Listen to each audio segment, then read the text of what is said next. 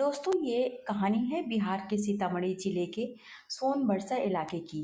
यह कहानी एक ऐसी महिला की है जिसने संघर्ष, अपमान, अकेलेपन और समाज की बुरी नज़रों का सामना किया, लेकिन अपने आत्मसम्मान से कभी समझौता नहीं किया। सावित्री देवी की उम्र लगभग 30 वर्ष थी। वह अपने बूढ़े सास ससुर के साथ गांव में रहती थी। उसके पति राजेश को मुंबई गए हुए 5 साल बीत चुके थे। शुरुआत में कुछ महीनों तक उसके फोन आते रहे, फिर अचानक संपर्क टूट गया। ना कोई चिट्ठी, ना कोई खबर, ना कोई संदेश। किसी को यह तक नहीं मालूम था कि वह जीवित है या नहीं। शादी को केवल 2 वर्ष हुए थे जब राजेश घर छोड़कर कमाने गया था। उसकी कोई संतान भी नहीं थी। सावित्री हर दिन यही सोचती कि शायद आज कोई खबर आएगी, शायद कोई जानने वाला मिलेगा, शायद किसी दिन वह अचानक दरवाजे पर खड़ा मिलेगा। लेकिन समय बीतता गया और उम्मीदें कमजोर होती गईं। घर की हालत खराब होती गई। बूढ़े सास ससुर काम करने लायक नहीं थे। खाने तक की समस्या खड़ी हो गई। तब सावित्री ने हार मानने के बजाय काम करने का फैसला किया। सड़क किनारे उनकी थोड़ी सी जमीन थी। वहीं उसने छोटी सी चाय और समोसे की दुकान शुरू की।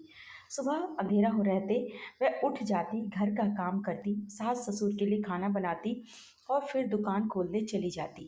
धीरे धीरे उसकी मेहनत रंग लाने लगी।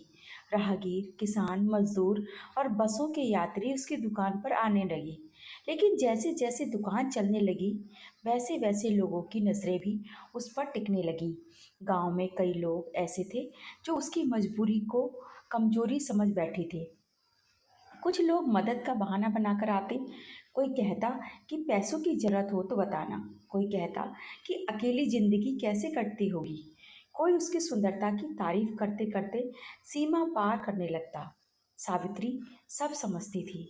वह मुस्कुराकर टाल देती, लेकिन किसी को अपने करीब नहीं आने देती थी। समय ने उसे मजबूत बना दिया था। अब कोई बदतमीजी करता तो वह डांट कर भगा देती। इसी वजह से गांव में लोग उसका सम्मान भी करते थे और कुछ लोग उससे खार भी खाने लगे थे। इसी गांव में महेंद्र सिंह नाम का एक प्रभावशाली व्यक्ति रहता था। राजनीति में उसका अच्छा प्रभाव था। पुलिस और प्रशासन में भी उसकी पहचान थी। लोग उससे डरते थे। एक दिन उसकी नज़र सावित्री पर पड़ी। वह अक्सर दुकान पर आने लगा। पहले सामान्य बातें करता, फिर धीरे धीरे उसकी बातें बदलने लगी। एक दिन उसने हंसते हुए कहा, इतने साल हो गए, तुम्हारा पति नहीं लौटा, आखिर कब तक इंतजार करोगी? सावित्री ने शांत स्वर में कहा, जब तक भगवान चाहेंगे। महेंद्र मुस्कुराया, लेकिन उसकी मुस्कान में खराब इरादे छिपे थे। कुछ दिन बाद उसने पैसे देने के बहाने सावित्री का हाथ पकड़ लिया। सावित्री ने झटके से हाथ छुड़ा लिया। अपनी सीमा में रहिए, उसने सख्त आवाज में कहा। महेंद्र का चेहरा गुस्से से लाल हो गया। तुम जैसी औरतों को मैं खरीद लेता हूँ, उसने कहा। सावित्री ने उसकी आंखों में देखते हुए जवाब दिया, शायद आपने गलत औरत चुन ली है। उस दिन महेंद्र अपमानित होकर चला गया, लेकिन उसने मन ही मन बदला लेने की बात ठान ली। कुछ दिनों बाद 4 युवक कार में उसकी दुकान पर पहुंचे। वे जानबूझकर झगड़ा करने आए थे। उन्होंने पानी में शराब की बदबू होने का झूठा आरोप लगाया।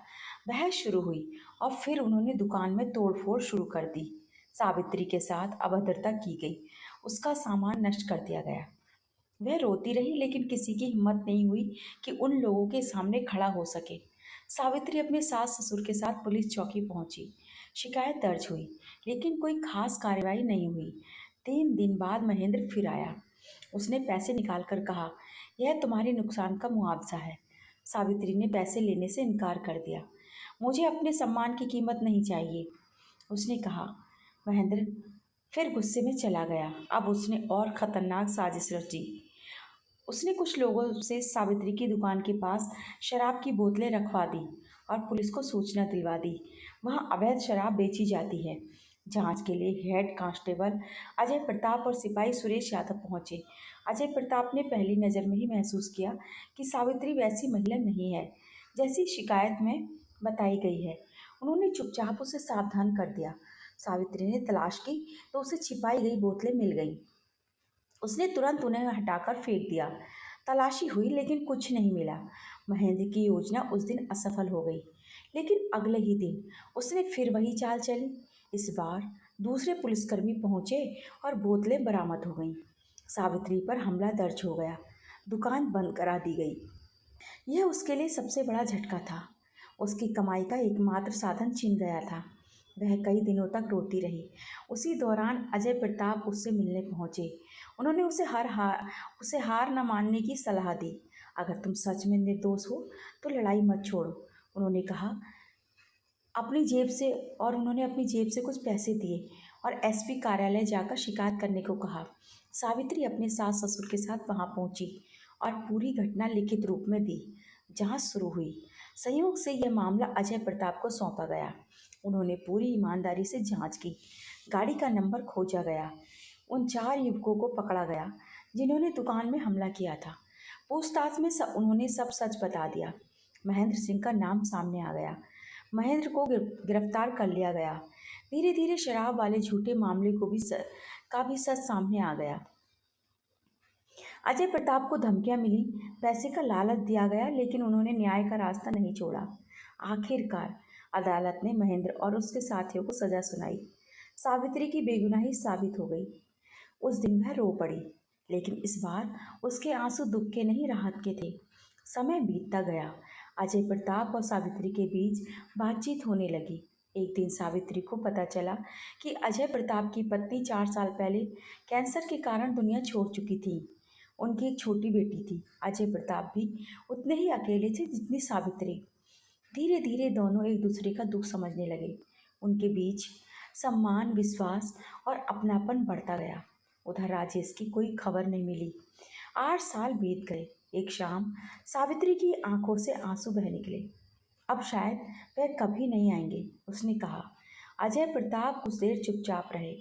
फिर उन्होंने हिम्मत जुटाकर कहा, अगर तुम्हें बुरा न लगे तो एक बात कहूँ। क्या तुम मेरे साथ जीवन बिताने के बारे में सोच सकते हो? सावित्री ने उनकी ओर देखा। उसे महसूस हुआ कि वर्षों बाद किसी ने उसके अकेलेपन को समझा है। उसकी आंखों से आंसू बह निकले। वह चुपचाप अजय प्रताप के कंधे पर सिर रखकर रोने लगी। उस दिन दोनों ने अपने जीवन का नया अध्याय शुरू करने का निर्णय लिया।